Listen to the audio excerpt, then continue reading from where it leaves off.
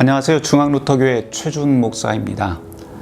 오늘은 루터의 소기름 응답 산책 10계명에서도 안식일 준수계명에 대한 이야기를 지난주에 이어서 전개해 보려고 합니다. 지난주 아주 짧게 요약을 한다면 루터의 그 소기름 응답에서 루터가 이 안식일 계명을 소개를 하면서 이렇게 설명을 하죠. 제3계명 안식일을 기억하여 거룩하게 지키라. 이것은 무슨 뜻입니까? 해놓고 하나님을 두려워하고 사랑하라고 하는 뜻입니다. 그 다음에 아주 중요한데요. 우리는 설교와 말씀을 소홀히 여기지 말고 대신 그 말씀을 거룩히 여겨 즐겨 듣고 배워야 합니다. 라고 그렇게 설명을 했습니다. 그러면서 제가 이제 지난 시간에 이 내용이 아구스티누스라고 하는 4, 5세기 교부의 그 이야기를 계속해서 전개한 것이라고 말씀을 드렸습니다. 그런데 우리가 그 이야기를 하면서 또 하나 되짚어 봤던 것은 유대인에게 제7일이었던 안식일과 우리가 주일 성수를 이야기할 때 주일이라고 하는 것은 제7일이 아니고 바로 제8일 주님이 부활하신 날, 주님의 날, 이것과는 조금 다른 개념이라고 말씀을 드렸습니다. 이렇게 말씀을 드려놓고 보니까 아직 해결이 되지 않은 게 하나가 있죠. 뭐냐면 사람들이 그런 말 많이 하죠. 나는 목에 칼이 들어와도 주일 성수한다 라고 하는데, 그러면 주일 성수 제8일에 말씀과 성찬을 함께 나누는 이런 소위 우리가 대예배라고 하는 말도 쓰기도 하는데요. 저는 그 단어를 좋아하지는 않지만 어찌되었든 그날 우리가 말씀과 성찬을 함께 하는 이 제8일의 예배가 주일 성수라고 하는 개념이 도대체 언제부터 시작되었는가 라고 하는 것은 우리가 조금 역사적으로 짚고 넘어가야 될 것 같습니다. 분명한 것은 지난주에도 말씀을 드렸지만 루터 당시에는 주일 성수가 제8일에 고정되어 있다라고 하는 개념은 역사적으로 전혀 존재하지 않았습니다. 종교사에서 보면 제일 먼저 툭 튀어나온 때가 있어요. 그게 언제냐면 1604년입니다. 1604년에 그러니까 종교개혁이 1517년부터 시작을 했으니까 그건 한 100년이 지난 상황입니다. 그것도 유럽에서도 저쪽 맨 끝에 있는 영국에서부터 시작이 되는데요. 영국 성공회에서 엘리자베스 여왕이 종교개혁이 끝난 다음에 영국 내에 성공회를 국교로 확립을 하면서 다른 종교를 가지고 있는 종교인들을 국가에서 정치적으로 통제하기 위해서 만든 캐논법이라고 하는 게 있습니다. 이 캐논법이라고 하는 것을 보통 교회법이라고도 그렇게 번역을 하곤 하는데요. 이 캐논법 제13조에 바로 주일 성수에 대한 개념이 가장 먼저 튀어나오게 됩니다. 제가 한번 읽어 드려볼게요. 거기에 뭐라고 되어 있냐면, 영국 교회의 모든 구성원은 일요일을 주일로 지켜야 한다. 이런 구절이 나옵니다. 근데 여기서 주목할 점은 모든 전 세계 교회가 아니고 바로 영국 교회에만 한정이 된다고 하는 주목할 점이고요. 또 이 법이 나오게 된 그 배경이 이미 말씀드린 바와 같이 영국 내에 있는 정치적인 상황들, 그런 것을 통제하기 위한 통제 수단으로 쓰였다라고 하는 것을 우리가 꼭 기억을 해야 될 것 같습니다. 근데 또 재미난 것은 이 법이 주일성수, 이 성공회에서 규정되었던 이 주일성수법이 완화가 됩니다. 언제 완화가 되냐면은 이로부터 415년이 지난 바로 작년이죠. 2019년에 성공회에서 이 법을 완화시킵니다. 이걸 보더라도 교회 역사에서는요, 일요일에 우리가 정규 예배를 위해서 고정적으로 모이는 소위 우리가 대예배 이렇게 하는 그런 개념들은 우리의 편의상 만들어 놓은 개념이다라고 하는 것으로 생각을 할 수가 있습니다. 그러니까 모임의 시간과 장소는 상황에 따라서 언제든지 변할 수 있다라고 하는 것을 좀 우리가 기억을 할 필요가 있습니다. 그러면은 제가 이제 루터교회 목사니까요. 루터교회에서는 어떻게 이해를 할까라고 하는 것도 좀 다뤄야 될 것 같아요. 전 세계에 가톨릭도 있고 동방정교회도 있고 그렇지만 개신교라고 하는 그런 그룹 내에서는 전 세계 세례교인 수로는 가장 주류 교단으로 가장 많은 세례교인 수로 루터교회를 꼽곤 합니다. 그런데 이 루터교회도 전 세계에 아주 다양하게 많지만 뭐 신학적으로도 막 극우파에서부터 극좌까지 매우 다양한 신학적인 그 스펙트럼을 가지고 있어요. 그런데 그 중에서도 가장 극우파에 속하는 그 교회가 어디냐면 미국에 있는 미주리 교단이라고 하는 곳이 있습니다. 사실 이 미국의 미주리 교회단이 한국에 있는 루터교회와 굉장히 가까운 밀접한 관계가 있는데 그 이유는 1958년도에 이 미주리 교단에서 한국에 선교를 해요. 그래서 이런 색깔들을 한국에 있는 루터교회도 어느 정도 아직도 가지고 있다 볼 수가 있고 여전히 아주 긴밀한 관계 속에서 그렇게 관계를 맺고 있습니다. 미국 LCMS 그러니까 미주리 교단에서 평신도 교육 교재로 공적으로 쓰이는 교재가 있는데 엘빈 슈미트의 Hallmarks of Lutheran Identity라고 하는 책이 있습니다. 이게 2017년도에 컨콜디아사에서 나온 책이에요. 거기에 보면 디아포라와 아디아포라에 대해서 쭉 설명을 하는데 거기서 한 10가지 정도 대표적인 아디아포라를 설명한 내용이 있습니다. 제가 한번 읽어드리도록 할게요. 첫 번째, 세례 자체는 하나님의 명령이다. 이거는 디아포라라고 하는 거죠. 그러나 그 방법은 자유롭다. 그러니까 세례 주는 방법, 뭐 침례를 하든지 아니면 물을 3번을 적시든지 물을 뿌리든지 그 방법은 다 자유로워. 이거는 아디아포라다. 할례도 아디아포라다. 기독교인이면서 뭐 할례 받을 수도 있고 안 받을 수도 있지 뭐 이런 이야기입니다. 그 다음에 견신이나 입교도 아디아포라다. 이것도 역시 뭐 무조건 해야 되는 것 아니고 이것도 각 교회에 따라서 뭐 할 수도 있고 안 할 수도 있고 방법도 여러 가지다. 네 번째가 예배 때 입는 목사의 예복도 성경에서 명하거나 금한 것이 아니기 때문에 아디아포라다. 제가 지금 이렇게 그 클러지 셔츠라고 하는 것을 입고 있어요. 예, 어떤 분들은 뭐 이게 뭐 가톨릭에서 나왔다고 그러는데 그렇지 않고 이거 장로교에서 나왔습니다. 19세기 장로교에서 나온 것을 오히려 가톨릭 사제들이 이것을 1960년도 이후에 이게 정식으로 자기네들 그 평상 사제들의 평상복으로 받아들인 것이니까 혹여라도 개신교 목사들이 이거 입고 있더라도 이상하게 생각하지 않으셨으면 좋겠습니다. 어찌되었든 그것뿐만 아니고 교회 목회자들이 뭐 소위 가운이라고 하는 알부인데요. 원래 정확한 이름은 알부인데 알부라든지 아니면 스토리라든지 영대라고 하는 스토리라든지 이런 것을 하고 있는 그 모습들을 보면 반드시 이래야 된다라고 하는 그 법은 없다라고 하는 겁니다. 다 달리 할 수 있어요. 이것도 역시 아디아포라에 속합니다. 그 다음에 중요한 게 이 책에서 5번째에 나온 건데요. 이 대예배를 일요일에 행하든지 아니면 다른 날에 하든지 자유롭게 선택할 수 있다. 다시 말해서 대예배의 날짜와 상황은 언제든지 아디아포라다. 이런 뜻이 됩니다. 우리 생각엔 굉장히 낯선 개념인데 그렇게 설명을 합니다. 그 다음에 6번째가 가볍게 술 마시는 것도 역시 아디아포라다. 혹시 이거 오용해서 무겁게 라고 생각하면 안 될 것 같습니다. 그 다음 7번째, 성만찬에 사용할 떡은 누룩이 있든 없든 상관없다. 이것도 아디아포라다. 또 십자성호를 긋는 것도 역시 아디아포라다. 성만찬에서 개인컵을 사용하든지 아니면 공동컵을 사용하든지 상관없다. 이것도 아디아포라다. 한국교회에서는 뭐 공동컵 사용하는데 거의 없잖아요. 예. 다 개인 컵으로 다 하나씩 빼서 먹는데요. 제가 이제 독일에 있을 적에 거기에서 그 교회에서는 공동 커먼컵이라고 하는 공동컵을 씁니다. 그래서 공동컵 하나로 전체 교인이 다 돌려 먹습니다. 뭐 상상은 여러분에게 맡기도록 하겠습니다. 그 다음 10번째가 유아 세례 때 대부나 대모를 세우는 것도 아디아포라다. 우리나라는 세례 때 대부, 대모를 세우지는 않지만 다른 외국에 나가 보면 굉장히 흔하게 이것을 볼 수가 있습니다. 이런 식으로 교회 내에 성경에서 규정된 것이 아니라고 한다면 이것은 아디아포라로 넘길 수 있다라고 하는 것이 이제 루터교회의 입장입니다. 근데 중요한 게 또 하나가 있어요. 프란스 피퍼라고 하는 이런 이야기를 설명을 덧붙입니다. 뭐냐면 아디아포라는 목회자가 단독으로 결정한 게 아니다라고 설명을 해요.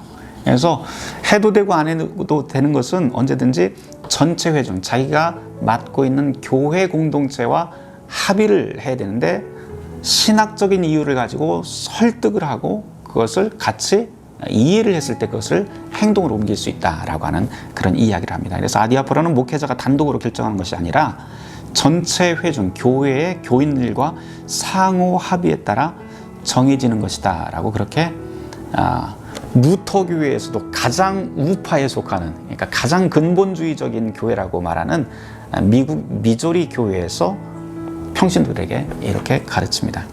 루터 교회에서 주일 예배라고 하는 것은요, 사실은 상황에 따라 언제든지 그 시간과 방법을 변경할 수 있다는 것 여러분에게 말씀을 드립니다. 이런 사상이 대교리 문답에 아주 정확하게 나와 있었죠. 지난주에 이미 말씀을 드렸으니까 혹시 찾아보고 싶으신 분들은 지난주 그 동영상을 찾아보시면 거기에서 제가 읽어드린 것을 확인할 수가 있겠습니다. 그래서 루터가 그런 말을 해요. 그러면 우리가 일요일에 이렇게 모여서 말씀과 성찬을 나누는 이유가 무엇이냐? 루터는 아주 간단하게 이야기하는데 그냥 편의상 그래 이렇게 설명을 합니다. 옛날부터 그냥 그렇게 해왔잖아. 갑자기 바꾸면 우리 좀 혼란스러우니까 그냥 그렇게 하는 것뿐이야. 그러니까 상황에 따라 우리가 언제든지 임의적으로 가변적으로 바꿀 수는 있지만 그 질서와 혼란을 주지 않으려면 그냥 옛날 그대로 따라서 하는 것도 괜찮아 라고 그렇게 설명하는 게 바로 루터의 대교리 문답에서 안식일에 대한 표현입니다. 요즘 코로나 때문에 주일 성수 말 많죠. 주일날 예배를 드려야 되느냐 말아야 되느냐, 인터넷 예배를 한다니까 전쟁 때도 예배했는데 왜 지금 이거 그깟 전염병 하나 때문에 그러느냐, 이런 말씀들 많이 합니다. 그렇게 말씀하시는 분들의 그 마음, 그렇게 굳은 심지에 대해서는 충분히 우리가 이해를 할 수가 있어요. 그리고 그거는 분명히 존중받아야 됩니다. 그런데 한 가지를 더 다양한 의견들을 우리가 같이 생각을 해본다면 우리가 그렇게 굳건하게 믿고 있는 주일 성수라고 하는 것은 성경에서 정한 것은 아니고 교회 역사에서 우리의 편의상 만들어 놓은 것이다 라고 하는 것은 우리가 좀 기억을 했으면 좋겠습니다.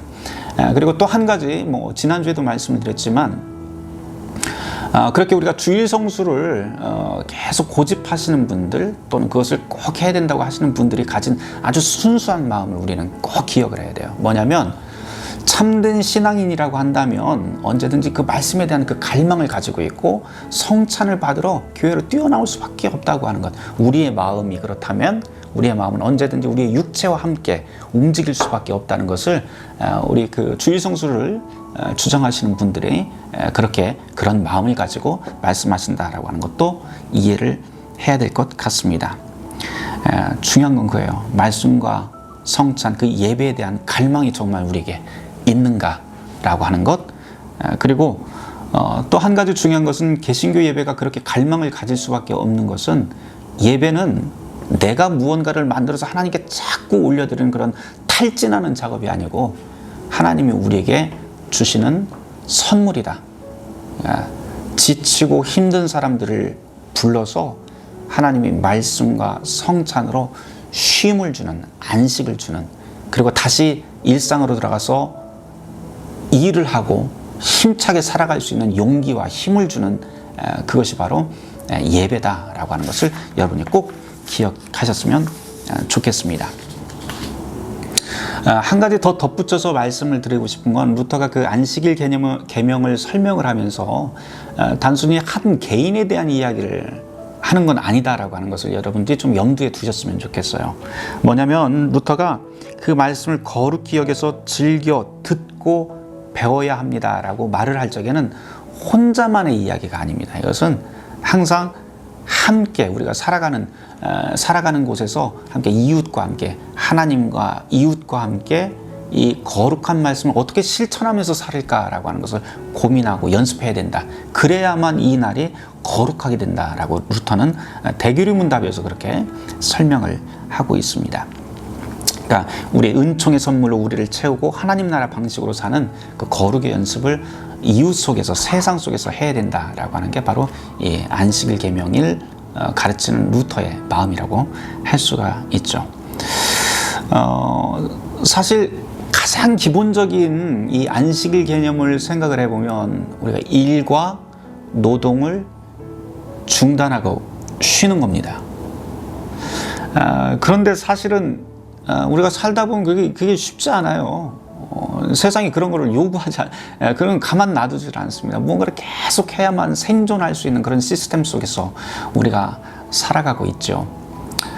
그러면 이제 성경이 가지고 있는 이 안식일 개념이 어떤 의미인지 뭐 루터가 이야기하는 것도 그렇지만 성서적인 의미에서 조금 더 깊게 생각은 한 번 정도 해봐야 될 것 같은데요. 안식일의 의미에 대해서 좀 더 상세히 우리가 깊게 생각할 수 있는 책 한 권을 여러분에게 좀 소개해 드리도록 하겠습니다. 이 책인데요. 월터 브루그만의 안식일은 저항이다 라고 하는 책입니다. 이게 2015년도에 이제 복 있는 사람이라고 하는 출판사에서 출간이 되었어요. 좀 시간이 되었지만 아주 짧고 뭐 편집도 굉장히 잘 되어 있습니다. 그래서 가독성도 상당히 높은 책인데요. 이 안에는 얇은 책이지만 이 안식일 계명이 이스라엘 사람들에게 얼마나 중요한 계명인지, 또 오늘 이 시대를 살아가는 기독교인들에게도 그 의미가 무엇인지 굉장히 탁월한 언어로, 그리고 탁월한 생각으로, 구도로 이것을 풀어 놓았습니다. 특별히 이 월터 브루그만이라고 하는 이분은 구약학자로서 굉장히 명성이 있는 분입니다. 그런데 여러 가지 명성 중에서도 저는 뭐 제가 구약학자가 아니지만 이분의 책을 읽을 때마다 생각하는 것은 이분은 아주 탁월한 이야기꾼이다, 그렇게 소개를 합니다. 왜냐하면 일반 신자들에게, 신학을 잘 모르는 분들한테도 이분의 책을 읽으면 아주 쉽게 깊은 이야기, 깊은 생각들을 만들어내고 끌어낼 수 있는 굉장한 달란트를 가지고 있는 분이 바로 이 월터 브루그만인데요. 이 책에서도 똑같은 그런 느낌을, 그런 맛을 볼 수가 있어요. 안식일 계명이 얼마나 깊은 뜻이 담겨 있는지 우리가 이제 겉으로만 보는 그냥 단순 쉼 또는 노동의 중지 이런 것뿐만이 아니다라고 하는 것을 굉장히 좋은 구도로 저에게 설명을 합니다. 뭐 다 이야기는 할 수가 없지만 아주 핵심적인 이야기만 한 가지 좀 소개를 하고 또 여기에 나와 있는 글을 설명을 해드리려고 그러는데요. 이분이 이 책을 쭉 써나가면서 어떤 구도로 설명을 해나가냐면, 안식일 계명을 이해할 때 중요한 것은 그 배경이다. 근데 이 배경이라고 하는 게 이게 십계명이잖아요.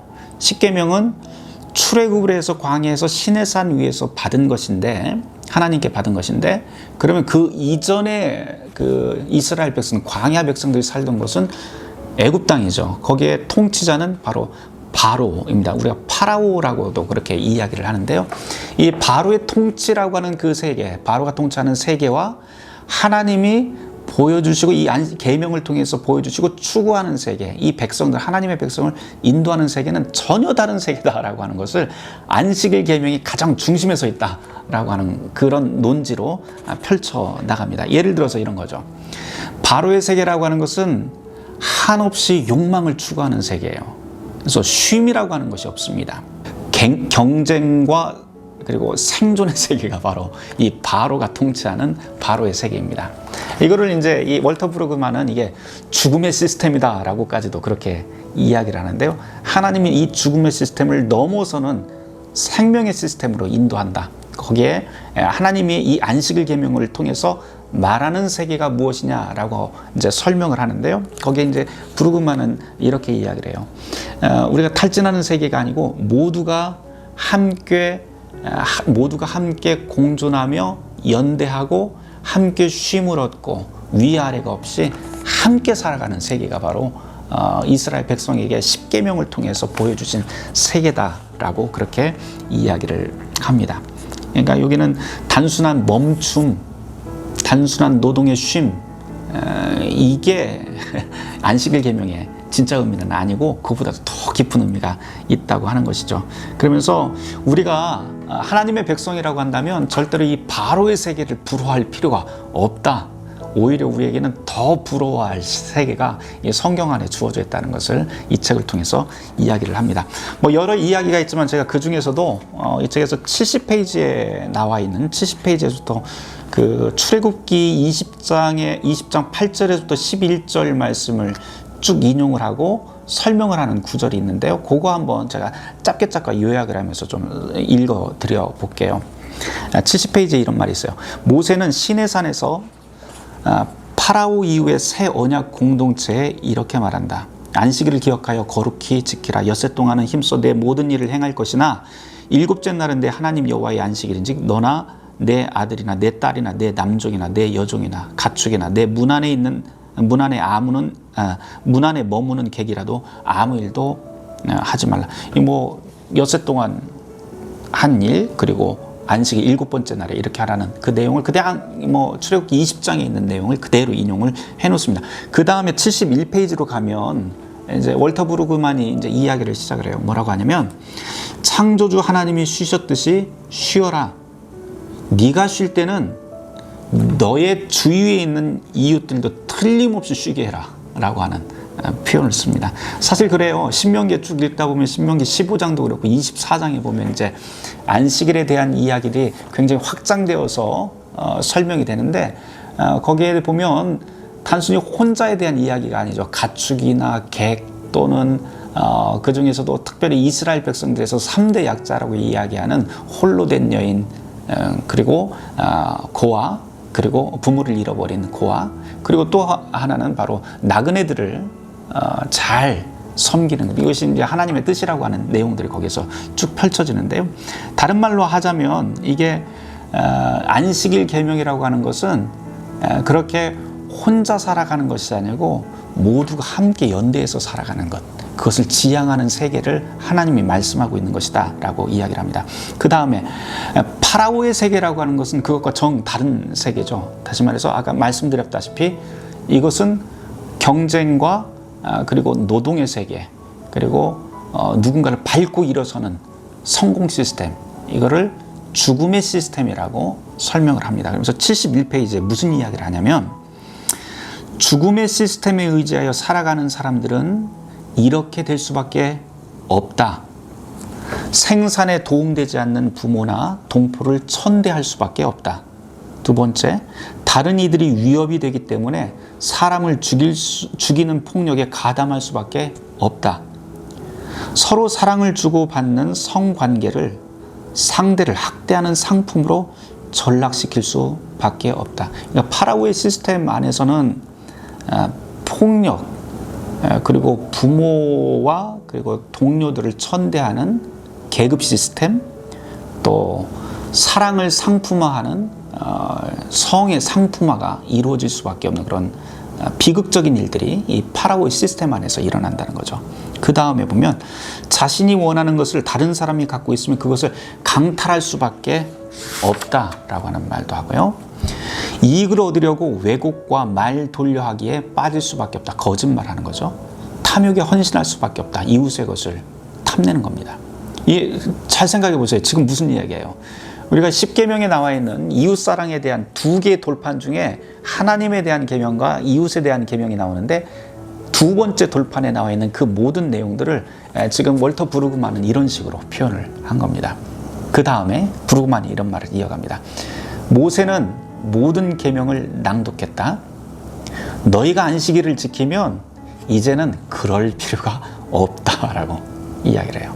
그러면서 그 다음 이야기가, 너희는 이제 아버지와 어머니를 천대하지 않아도 되고, 다른 사람을 죽이지 않아도 되고, 간음하지 않아도 되고, 도둑질하지 않아도 되고, 거짓 증거하지 않아도 되고, 이웃의 것을 탐내지 않아도 된다. 다시 말해서 10계명의 나머지 이웃사랑에 대한 그 계명들이 자동적으로 안식일 계명 때문에 자동적으로 이루어질 수밖에 없다라고 하는 것을 지금 그 이야기를 합니다. 그러니까 우리는 완전히 다른 세계를 추구하면서 살아야 된다라고 하는 거죠. 하나님이 지금 출애굽한 백성들에게 바로 완전히 다른 세계, 바로의 세계, 그 죽음의 시스템이 아니라 모두가 함께 살아가는 그 세계로 우리를 이끌어간다라고 하는 것을 이야기합니다. 그러면서 너희는 이제 그럴 필요가 없다. 너희가 안식일을 지키면 학대를 일삼는 이런 시스템에서, 불안의 시스템과 죽음의 시스템에서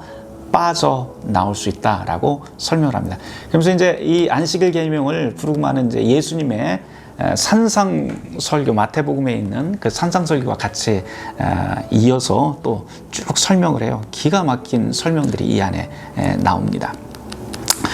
오늘 이야기를 마무리를 하려고 그러는데요. 우리가 이제 안식일 계명, 루터의 소교리 문답에 나와 있는 안식일 계명에서 루터는 하나님을 두려워하고 사랑하라고 하는 그 말 그 다음에 이야기하는 것이 바로 설교의 말씀에 대한 이야기를 했다고 그랬어요. 근데 이것이 이전 시간에도 말씀드렸지만 단순하게 갑자기 나온 이야기가 아니고 바로 아우구스티누스의 그 고대의 교회의 사상들을 따라서 가는데, 그것도 그 아우구스티누스도 역시 조금 더 깊은 이해로 우리를 이끌고 있다. 다시 말해서 고백록에 나오듯이 우리는 하나님의 형상으로 만들어져 있기 때문에 하나님의 품에 들어갈 때만이 바로 우리가 참된 안식을 얻을 수 있다라고 이야기를 하면서 안식일 계명을 풀어낸다고 말씀을 드렸습니다. 루터가 바로 그 안식이 나오는 것이 아구스티누스가 이야기했듯이 똑같이 말씀과 성찬이라고 하는 하나님의 선물을 통해서 우리가 참된 안식을 누릴 수 있다라고 하는 설명을 했던 것이죠. 그러면서 이제 루터에게 중요한 게 아직 한 가지가 마지막으로 하나가 더 남아 있는데요. 말씀과 그리고 성찬, 그리고 이 예배를 갈망한다고 하는 것이 도대체 어떤 의미인가 하는 겁니다. 그것은 단순히 주일 성수라고 하는 말로 하루에 해당하는 것이 아니고 우리의 전 일상이 하나님의 말씀을 매번 마음속에 모셔드리고 그 말씀대로 살아가기를 매일매일 순간순간마다 그렇게 연습하는 삶, 이것이 바로 안식일을 거룩히 지키라라고 하는 그런 계명을 루터는 그런 식으로 해석을 합니다. 주일 성수라고 하는 말을 우리가 지난 시간에 첫 번째 이야기를 하면서 안식일 계명과 주일 성수의 계명이 어떻게 이어지는지 함께 질문을 하면서 시작을 했었어요. 분명히 안식일은 제7일이고 주일은 제8일입니다. 어찌 보면 전혀 상관없는 것 같지만 또 상관이 있을 수도 있지요. 주일이 만약에 우리가 안식일이라고 하는 계명과 그렇게 이어서 설명을 한다면 우리가 살아가는 그 주일에 반드시 생각을 해야 될 것은 교회 안에서의 예배만을 생각을 할 것이 아니고 우리의 전 삶이 어떻게 살아가야 될까라고 하는 것을 꼭 기억을 해야 될 것 같습니다. 월터 브루그만의 책에 나오는 내용 한 구절만 읽어드리고 제가 마치도록 하겠습니다. 95페이지에 나오는 글인데요. 안식일은 단순히 멈춤이 아니다. 안식일은 강요와 경쟁에서 벗어나 서로를 긍휼히 여기는 연대성에 비추어 사회의 모든 삶을 다시 생각해 보는 계기다. 이러한 연대성은 사람들을 죄쳐대는 탐욕이 부서져야만 비로소 생각해 볼 수 있고 실행할 수 있다. 안식일은 단지 기운을 다시 되찾는 멈춤이 아니다. 안식일은 변화를 일으키는 멈춤이다. 이스라엘은 늘 탐욕의 유혹을 받는다. 그러나 안식일은 주어진 것을 받아들이라고 권면하는 것이요, 우리에게 필요한 것이 이미 주어졌으니 그것에 사로잡힐 필요가 없음을 인정하는 것이다. 이제 여러분들이 한 주간 살아가게 되실 텐데요. 참된 안식이 어디 있는지 한번 깊게 묵상하는 기회가 되었으면 좋겠습니다.